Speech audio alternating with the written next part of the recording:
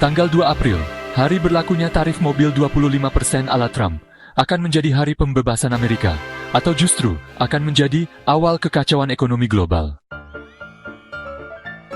Presiden Amerika Serikat Donald Trump kembali membuat geger dunia internasional.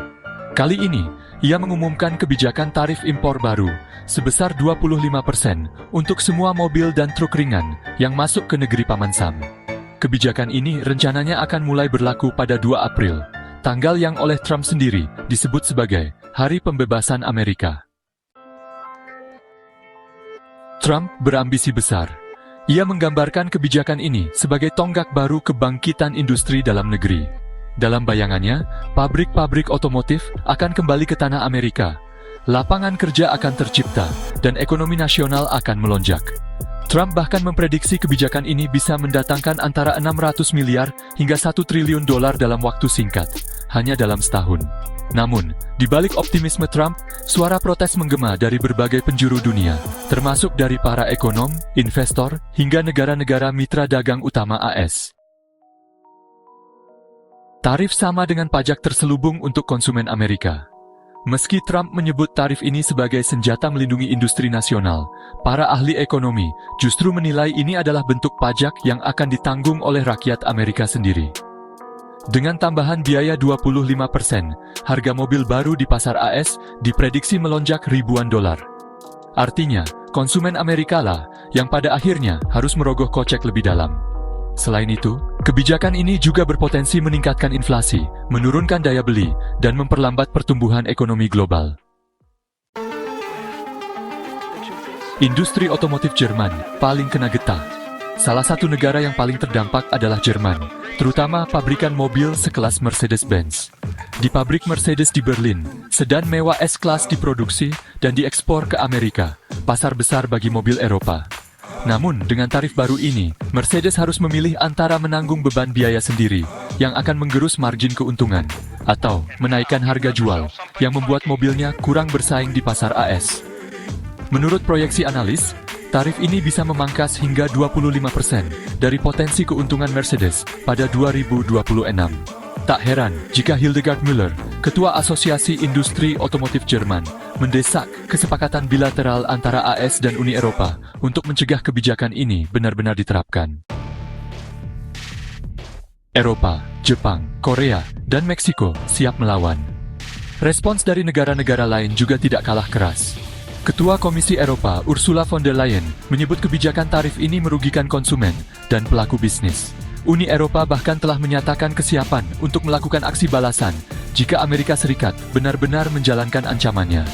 Begitu juga dengan Jepang, yang selama ini dikenal sebagai mitra dagang dekat Amerika Serikat. Pemerintah Jepang secara resmi meminta agar tarif ini tidak dikenakan kepada produk otomotif Jepang, karena dianggap akan mengganggu kepentingan ekonomi nasional. Mereka tengah mempertimbangkan berbagai opsi, termasuk kemungkinan membalas dengan kebijakan serupa.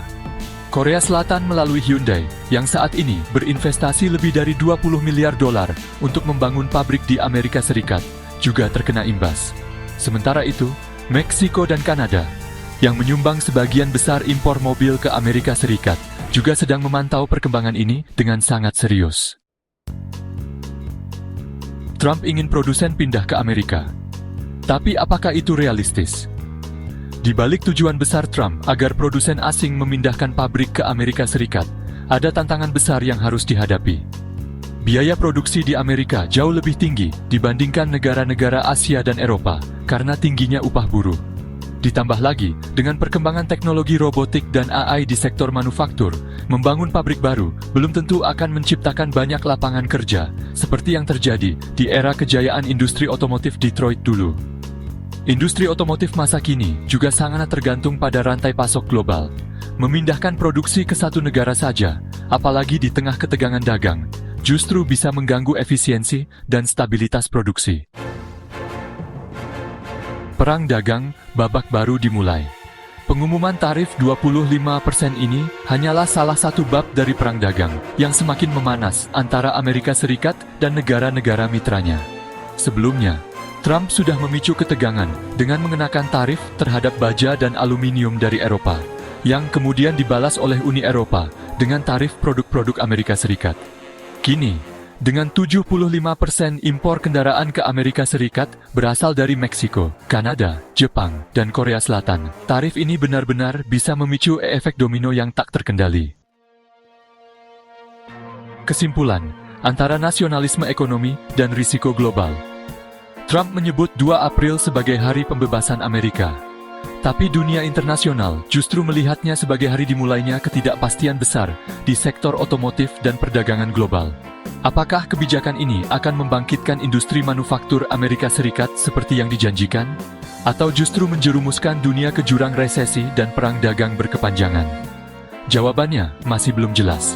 Tapi satu hal yang pasti, dunia akan menanti 2 April dengan waspada dan penuh tanda tanya.